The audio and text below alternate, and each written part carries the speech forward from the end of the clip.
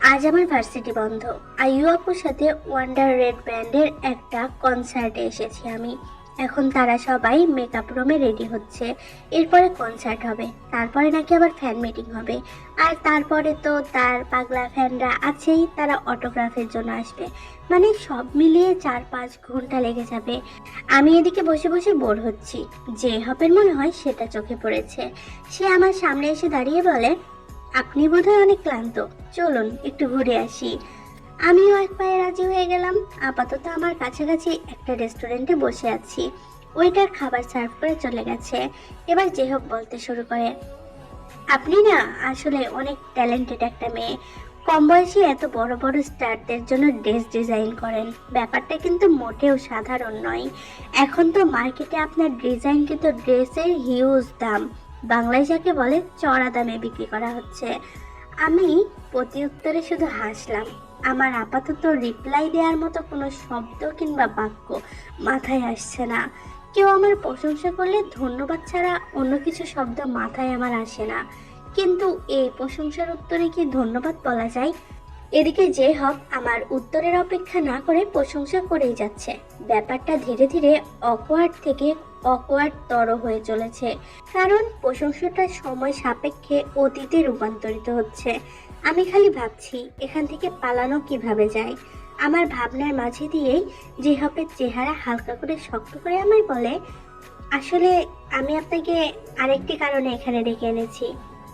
আমি প্রায় ব্যাগ গুছিয়ে সোফার বাহিরে পা রেখে দৌড় দেওয়ার প্রস্তুতি নিচ্ছিলাম। জেহপের এই কথা শুনে ঠিক হয়ে বসলাম। হ্যাঁ, জি বলুন। আসলে আইয়ু আপনাকে অনেক পছন্দ করে। জি, আমি জানি। আপনি এবং আমি বাদে আইয়ু কখনো নিজের আসল রূপ কাউকে দেখায় না। জি জি, আমি এটাও জানি। কারণ জানেন? জি জানি। উনি ভয় পান, মানুষের সাথে মিশতে ভয় পান। ওনার ভয় এটাই, যদি কেউ তার সাথে আবার বিশ্বাসঘাতকতা করে কিংবা তাকে ছেড়ে চলে যায়, তাই সবার থেকে এক ধরনের রুট ব্যবহার করে। লোকে যাকে বলে দজ্জাল টাইপ ব্যবহার। আইয়ু আপুর একটা জিনিস খুব ভালো লাগে, উনি যার তার সাথে মিশেন না, আবার মিশলে একদম ছেড়ে দেন না। আসলে এগুলোর পেছনে দায়ী কঠিন বাস্তবতা। জি, আপনি ঠিক বলেছেন। আসলে জানেন কি, আইয়ুর মা মারা যাওয়ার পর তার সৎ মাকে নিজের মা হিসেবে সম্মান দিয়েছিল। ইভেন তার সৎ মা মানুষরূপী ডাইনি দুই মেয়েকেও নিজের আপন বোন ভেবেছিল। কিন্তু সম্পত্তির লোভে তার সৎ মা এবং তার দুই সৎ বোন যখন তার দাদুকে মেরে ফেলে, তারপর থেকে আইয়ু 1 মাস বোধশূন্য হয়েছিল। হঠাৎ করে কেমন যেন স্ট্রং হয়ে গেল, সবার সাথে খারাপ ব্যবহার করতে শুরু করে। দিনের শেষে আমার কাছে এসে প্রচুর কান্না করতো। বলতো যে তার এই দুনিয়ায় থাকতে ভয় হয়, সবাই তাকে মেরে ফেলতে চায়, তাকে নিচে নামিয়ে অপমান করে বাকিরা বড় হতে চায়। আইয়ু নিজেকে দজ্জাল বানিয়ে নেয়। আইয়ুর দাদু মারা যাওয়ার পর থেকে আইয়ু কখনো মানুষের সাথে মিশে না, আর লাল রং তো পছন্দই করে না। এই লাল রং নিয়ে প্রায় কম বেশি অনেক কনসার্টে প্রবলেম হয়। কিন্তু আপনার ডিজাইনকৃত ড্রেসে আইয়ু নিজের প্রাণপ্রিয় দাদুকে খুঁজে পায়। কিভাবে পাই সেটা আমি জানি না, তবে ওর দাদু মারা যাওয়ার পর থেকে এই প্রথম আমার পর আপনার কাছে নিজের রূপ প্রকাশ করেছে সে। প্লিজ, আপনি আইয়ুকে বিট্রেই করবেন না। আইয়ুর মন ভাঙলে কিন্তু আপনি এর জন্য যথাযথ শাস্তি পাবেন। জেহাবের লাস্টের কথাগুলো খুব দৃঢ় ছিল। আমি বুঝতে পারলাম আইয়ু সম্পর্কে জেহব বেশ পজিটিভ। আচ্ছা জেহব ভাই, আমি যে আইয়ুর ড্রেস ডিজাইন করছি কয় মাস হলো? প্রায় 6 মাস। কখনো কি আইয়ুর প্রতি আমার খারাপ ব্যবহার চোখে পড়েছে? জি না। আপনার কি মনে হয় আমার মতো একজন সাদামাটা মেয়ে আইয়ুর মন ভাঙবে? বরং আমি আইয়ু আপুকে নিজের মন থেকে ভালোবাসি। সত্যি বলতে আমি আইয়ু আপুর মাঝে নিজের ছোট খালামণিকে খুঁজে পাই, আর সেখানে আপুর সাথে বিশ্বাসঘাতকতা করার মতো আমার কোনো কল্পনা নাই। যেই হক শান্ত চোখে আমার দিকে তাকালো, তারপর মুহূর্তেই মুখ কালো করে বলে, আচ্ছা মিস তেহিয়ং, আমায় কি অনেক বয়স্ক দেখায়? আমি পিটপিট করে জেহবের দিকে তাকালাম। একটু আগের পরিস্থিতি আর এখনকার পরিস্থিতি সামাল দিতে যেন একটু সমস্যা হচ্ছে। এমন অদ্ভুত প্রশ্ন তো একমাত্র একজন প্রেমিক তার প্রেমিকাকে জিজ্ঞেস করে। অনেক বয়স্ক কেন দেখাবে? আপনার বয়স তো বেশি না, তাই না? না না, তাও আমার মনে হয় বয়স্ক দেখায়। মানে হালকা বয়স্ক দেখায়। দেখুন জেহাব ভাই, আপনি বয়স নিয়ে এত চিন্তিত হচ্ছেন কেন? বয়স আমাদের একটি অংশ। আমি মনে করি বয়স একটা সংখ্যা ছাড়া কিচ্ছু না। জেহাব ভাইয়ের মুখে ক্ষণিকের জন্য মলিন হাসি দেখা গেল। আপনি জানেন আমার বয়স 30 বছর, আর আয়ুর বয়স 25 বছর। জি, এইমাত্র জানলাম। আমি আপাতত আগামাতা কিচ্ছু বুঝতে পারছি না। আয়ুর বয়স আর তার বয়স আমায় কেন বলছে? হঠাৎই জেহাব ভাই আমার হাত ধরেন। আমি তো যেন সেখানেই মরে যাব। না না, আমি এখনো কচি শিশু। আমার সাথে আপনার প্রেম মানায় না। আল্লাহ বাঁচাও। এই বুইড়া বেটাকে মানা করার সাধ্যও তো আমার নাই। যদি আমাকে প্রপোজ করে, না না, এটা অন্যায়। আমি এখনো গ্র্যাজুয়েশনই কমপ্লিট করি নাই। আমি ওকে খুব ভালোবাসি তেহিয়ং, অসম্ভব ভালোবাসি। না, ওয়েট, ও ওটাকে জাঙ্কুক তার টক শো শেষ করে রেস্টুরেন্টে খেতে এসেছিল। কিছুক্ষণ পরই তার আবার আরেকটা কনসার্ট। একটু ঘুরতে বের হয়েছে, সাথে ক্ষুধাও মেটাতে। রেস্টুরেন্টের দরজা যেই খুলেছে অমনি তার চোখের সামনে পড়ে জেহাব তের হাত ধরে বলছে, আমি খুব ভালোবাসি, অসম্ভব ভালোবাসি। ব্যাস এটুকু শুনেই বেরিয়ে আসে জাঙ্কুক। রাগ লাগছে, অসম্ভব রাগ লাগছে। দুনিয়াতে আর কোনো মেয়ে পাই নাই এই জেহাব। সে যাকে পছন্দ করে তার কাছে যেই ভিড়তে হবে। কনসার্ট শেষ হোক, ফ্রি হয়ে নিক, তারপরে জেহাবের খবর নিবে। এদিকে তার পাশের ছেলেটা পিছন পিছন এসে বলে, স্যার, এই রেস্টুরেন্ট কি ভালো লাগেনি? আরেকটা সামনেই বিফ বাজার, আর ওই গলি দিয়ে ডানে গেলে চিজ বাউল, আর তার পাশে আছে ফ্রাই হাউস, আর সামনে জাস্ট শাট আপ। আমি তো প্রায় মারাই যাচ্ছিলাম, কিন্তু ও শুনে আমার কলিজায় পানি এলো। ড্যাব ড্যাব চোখে তাকিয়ে বললাম, এখানে ওটাকে?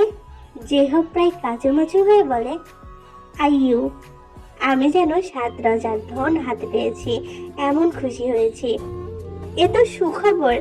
বাহ, তো আমাকে বলার বিশেষ কারণ? লাভ টিপস নেবেন নাকি আপনাদের প্রপোজাল প্ল্যানিং? না না, আসলে একটা টি শার্ট বানিয়ে দিতে হবে। T shirt? সেটা তো দোকানেই।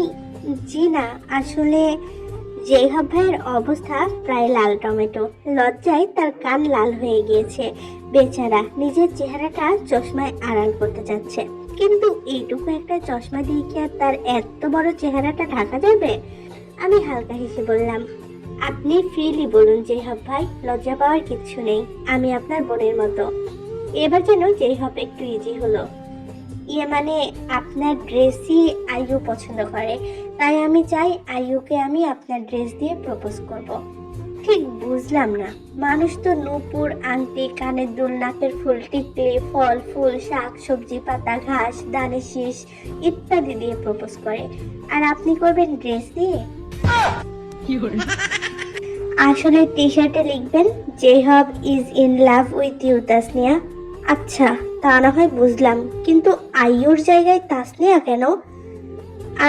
আইয়ুর পুরো নাম তাসনিয়া ইয়াসমিন আইয়ু। একমাত্র আমি ওকে তাসনিয়া বলে ডাকি, আর এটাও নিজেই চাই।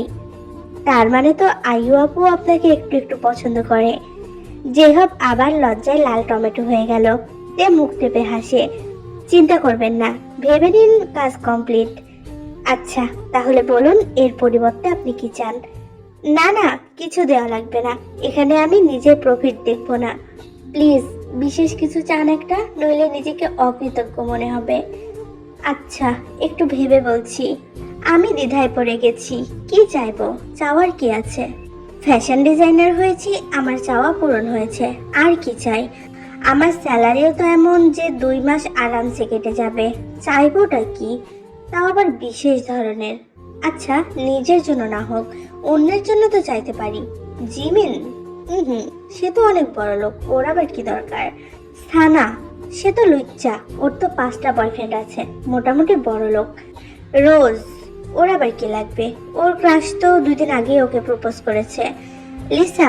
বেডি তো নিজেই 420। ইয়ঞ্জুন আপু?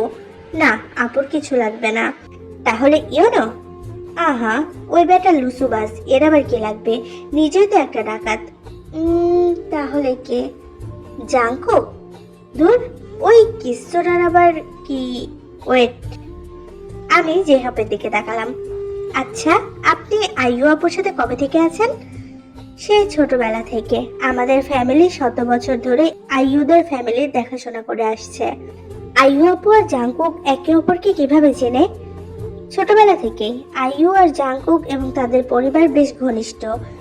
নামজুন ইউরোপের প্রতিটা মানুষ ওনাকে the god of fashion designing বলে উপাধি দিয়েছে। তবে তিনি 25 বছর ধরে জাংকুকের সাথে যোগাযোগ রাখেনি। একেবারেই রাখেন না তা নয়, তার সেক্রেটারিকে দিয়ে মাঝে মধ্যে জাংকুককে কিছু একটা বলাই। তবে আমি যতটুকু জানি জাংকুক তার বাবাকে প্রায় বলে তাকে একবার দেখে যেতে, কিন্তু সেক্রেটারি খালি না বলে। কিন্তু এসব ইনফো জেনে আপনি কি করবেন? আমি তো বলছি কিছু চাইতে। আহা, আগে উত্তর দিন। জাংকুকের বাসায় যে এতগুলো সিসিটিভি ক্যামেরা, এগুলো কিসের? সিসিটিভি ক্যামেরার কথা আপনি কিভাবে জানলেন? মানে আসলে ইউনো আমায় বলেছে। ও, ওগুলো এমনি সেফটির জন্য। কিন্তু আমার তো মনে হয় এগুলোর রুট কালেকশন মেইনলি জাংকুকের বাবার কাছে। জাংকুকের বাবা কি আসলে জাংকুককে ভালোবাসে নাকি না, সেটা একবার যাচাই করে দেখা যাক, কি বলেন? ইউনো প্ল্যান মতো আমাকে জাংকুকের বাসায় নিয়ে এলো। জানি না এটা কেন করছি, কিন্তু করছি। জাংকুক আমাকে নিজে একবার এনেছিল দেখে সিকিউরিটি গার্ডরা বাধা দেয়নি। জেহব এডিটেড রেকর্ডার নিয়ে নিজের মুখ আর চেহারা বাঁধলো। বাড়ির মেইন সুইচ অফ করে আবার অন করা হলো। আমি সিসিটিভি ক্যামেরার সামনে পায়ের ওপর পা ফেলে ভিলেন হাসি দিয়ে বললাম, mister Mohammad Kim Namjoon Hossain RM, আপনার ছেলে এখন আমার কবজায়। আপনি জলদি না এলে আপনার ছেলেকে নর্দমায় ফেলে আসবো। একটা কথা। অমনি হুট করে কতগুলো সিকিউরিটি গার্ড চলে এলো। রাইফেল গান বের করে আমার মাথায় তাক করলো। Surrender yourself right now. এমন আচমকা অ্যাকশন দেখে আমি হকচকিয়ে গেলাম। এমন তো সিরিয়াল কিংবা সিনেমায় হয়, আগে হুমকি দেয় তারপর ডিসুম ডিসুম শুরু হয়। কিন্তু এখানে তো হুমকি পরিপূর্ণভাবে দেওয়ার আগে ডিসুম ডিসুম এসে হাজির। আমার সামনে থাকা লম্বা টিভিটা অন করলো একজন গার্ড। মিস্টার কিম নামজুন তীক্ষ্ণ দৃষ্টিতে আমার দিকে তাকিয়ে ঝাঁঝালো গলায় বলল, ফাজলামি করো? এটা যে আমার ছেলে নয় এটা আমি খুব ভালো করে জানি। লোক লাগিয়ে আমার ছেলের বউ হতে চাও তাই না, নাকি টাকার জন্য এসেছো? শুনে রাখো, এসব করে নিজের ফ্যামিলিকে পথে বসিও না। আর কখনো এসব যেন না দেখি। আমার ছেলের বাসার ত্রিসীমানায় তোমার ছায়াও যেন না পড়ে। পড়বে না, তবে আমার সাথে আধা ঘন্টা কথা বলতে হবে, সেটাও একান্তে। মেয়ে আমাকে গলানোর চিন্তা মাথায় এনো না। তোমার মতো মেয়ে এই ঘরের বউ হবে না। তুমি কি? আরে ধুর, আপনার ছেলের বউ কে হতে চাই? আমি? এর থেকে সারা জীবন চিরকুমারী থাকা আরো ভালো। আমি আসছি অন্য ব্যাপার নিয়ে কথা বলতে। আপনি নিজের মতো বকবক করে যাচ্ছেন। আমি মোটেও এসব টাকা ফাঁকার জন্য আসিনি। আপনার কথা বললে সমস্যা কি? আর হ্যাঁ, আমি মোটেও আপনাকে গলানোর জন্য এসব করছি না। যেই হোক ব্যাপার মাস্ক খুলে বলে, ট্রাস্ট মি স্যার, উনি মোটেও এসবের জন্য আসেনি। উনি আসলে আপনার আর জাংকুকের ব্যাপারে কথা বলতে এসেছে। আপনি কথা বলে দেখুন একবার। নামজুনের যেন একটু বিশ্বাস হলো, তাও চেহারায় সন্দেহের ভাব ফুটিয়ে বলে, তাহলে একান্তে কেন? এবার তে রেগে যায়। তাহলে কি পুরো দুনিয়াকে ঢাকঢোল পিটিয়ে শুনিয়ে শুনিয়ে কথা বলতে হবে? बेटा अब तू गया देख। নামজুনের ইশারায় সবাই রুম থেকে বেরিয়ে গেল। কি বলবে? আপনি জাংকুককে ঘৃণা করেন না তাই না? এটা সম্পূর্ণ আমার এবং আমার ছেলের ব্যাপার। তোমার হস্তক্ষেপ করার প্রয়োজন নেই। If you are finished. আপনার ছেলে দিন দিন আপনার প্রতি ঘৃণা জন্মাক, এটাই তো আপনি চান। দিন দিন সে একাকিত্বে ধুকে ধুকে মরুক, এটাই তো আপনি চান তাই না? মানুষের ফ্যামিলি দেখে সে জেলাস ফিল করুক, এটাই আপনি চান। প্রতি রাতে নিজের পরিবারের কথা ভেবে সে ভেতরে ভেতরে চূর্ণ বিচ্ছিন্ন হয়ে যাক, এটাই তো চান আপনি। জাংকুক নিজেকে রাস্তা থেকে কুড়িয়ে আনা সন্তান ভাবুক, এটাই আপনি চান তাই না? এটা কিভাবে আপনার আর আপনার ছেলের ব্যাপার হয়, যেখানে আপনি নিজের ছেলের সাথে 25টা বছর যোগাযোগ করেন না? নিজের ছেলে যখন আপনাকে একটিবার দেখতে আসতে বলে তখন বড় গলায় না করেন। ছেলের চেহারায় মিথ্যা হাসি ঝুলিয়ে থাকতে প্রতিদিন দেখেন। কিরকম বাবা আপনি? বুক কাঁপে না? কষ্ট হয় না আপনার? এক নিঃশ্বাসে বলে দম নিল তে। নামজুন কিছুক্ষণ চুপ করে থেকে বলে, বলা শেষ হয়েছে, যেতে পারো এবার। আপনি কি আমার একটা কথা মন দিয়ে শুনেছেন? এই মেয়ে, তুমি যেটা নিয়ে জানো না সেটা নিয়ে অহেতুক কথা বলতে এসো না। এবার যাও, বের হও। মন চাচ্ছিল টিভির মনিটর ভেঙে দিই। এতগুলো কথা বললাম আর কানেই নিল না। নিজেকে শান্ত করলাম, লম্বা শ্বাস নিয়ে বললাম, আঙ্কেল, আপনি যত জাঙ্কুকের থেকে নিজেকে দূরে রাখবেন তত নিজেকে বোঝা মনে করবে জাঙ্কুক, এবং নিজেকে রাস্তায় কুড়িয়ে পাওয়া সন্তান মনে করবে। আপনি সেটা নিশ্চয়ই চান না। আমি জানি আমি অনেক কিছুই জানি না, আর আপনি নিশ্চয়ই কোনো এক ব্যক্তিগত কারণে কিংবা জাঙ্কুকের ভালোর জন্য এমনটা করেন। তবে সেই কাজ করতে গিয়ে নিজের ছেলেকে না দূরে ঠেলে দেন। অন্তত একবার হলেও জাঙ্কুকের সাথে সময় কাটান। 10 থেকে 20 মিনিট না হোক, 5 মিনিট হোক। সেটা কিন্তু জাঙ্কুকের জন্য অনেক কিছু হবে। এখনো সময় আছে, কথা বলুন। হয়তো এর থেকে বেশি দেরি হয়ে গেলে। এনাফ। সিকিউরিটি, এই মেয়েকে সসম্মানে বের করে দাও। This conversation ends here. টিভিটা অফ হয়ে গেল। এখন আমার চরম রাগ উঠছে। যেমন ছেলে তার তেমন বাপ। এত সুন্দর করে নম্র ভদ্র স্বরে বোঝালাম, তাও যদি না বোঝে, কি আর করার। কেন যে আসছিলাম। সিকিউরিটি গার্ড আমায় বের করে দিল। জেহব গাড়ি নিয়ে তখনও দাঁড়িয়েছিল। আমি বের হয়ে এসে বললাম, প্লিজ, কি হয়েছে জিজ্ঞেস করবেন না। আমি আর জেহব কনসার্টে ব্যাক করলাম। আমি রেগে মুখ ফুলিয়ে বসে আছি। এটা দেখে জেহব হেসে বলে, আপনি রেগে থাকলে আপনাকে বেশ কিউট লাগে। এই যে গাল দুটি ফুলে থাকে, আর সব রাগ যেন আপনার নাকের ডগায় এসে জমা হয়, বলে আমার নাক টেনে দিল। আমিও হালকা হেসে উঠলাম। মানে আমি কিউট? হুম, তা তো অবশ্যই। তবে আমার কানের কাছে এসে বলল, আইয়ুর থেকে বেশি না। আমি হা হা করে হেসে উঠলাম। যেহব লজ্জা পেলেও হেসে দিল। সাসা পজেসিভ প্রেমিক আপনি। আইও ফ্যান মিটিং এর আগে মেকআপ রুমে আসছিল একটা কাজে। দরজা হালকা ফাঁক করতেই দেখলো জেহব তের নাক টেনে দিচ্ছে আর হাসছে। তারপর তের কানের কাছে কিছু বলে নিজেই লজ্জা পেল, আর তেও হাসছে। আর তের বলা শেষের কথাটাও শুনেছে। তার মানে কি জেহব তেকে পছন্দ করে, ভালোবাসে? আইয়ুর বুকে যেন চিনচিন ব্যথা অনুভব হচ্ছে। নিঃশ্বাস আটকে আসছে। না, দরজা চাপিয়ে এসে চলে গেল। জেহবকে অনেক খুশি দেখাচ্ছিল তের পাশে। তাহলে কি এটাই সত্যি? তবে তার ব্যথা কেন হচ্ছে? কেন মনে হচ্ছে সে বিশাল কিছু হারিয়ে ফেলেছে? কেন ইচ্ছে করছে মরে যেতে? হ্যালো, আসসালামু আলাইকুম। কে বলছেন? জাঙ্কুক, আমি তোমার বাবা। জাঙ্কুক হকচকিয়ে গেল। ভর দুপুরে কে এমন অদ্ভুতরে ফাজলামি করছে? কান থেকে ফোন সরিয়ে আবার নাম্বারে চোখ বুলালো। হ্যাঁ, এটাই ওর বাবার নাম্বার। কিন্তু তার বাবা তো তাকে কখনো ফোন দেয়নি। প্রয়োজন পড়লে সেক্রেটারিকে দিয়ে কথা বলিয়েছে। ফোনের ওপাশ থেকে লোকটা বলে ওঠে, আমি জানি তুমি অবাক হয়েছ। জাঙ্কুক, আমি তোমায় দেখতে চাই। অনেক কিছু বলার আছে তোমায়। অনেক ভুল বুঝাবুঝি দূর করার আছে। প্লিজ সে আগের জায়গায় চলে এসো। জাঙ্কুক ফোন কান থেকে সরালো। তার বাবা তাকে ফোন করেছে। কিসের ভুল বোঝাবুঝি? জাঙ্কুক যে তার ছেলে নয় সেটাই বলবে, নাকি অন্য কিছু? তবে তার বাবা নিজ থেকে ফোন করেছে। এর থেকে বড় আর কি হতে পারে? জাঙ্কুকের যেন মনে হচ্ছে সে দুনিয়ার সব থেকে সুখী মানুষ। সে লাফিয়ে সোফা থেকে দাঁড়িয়ে পড়ে।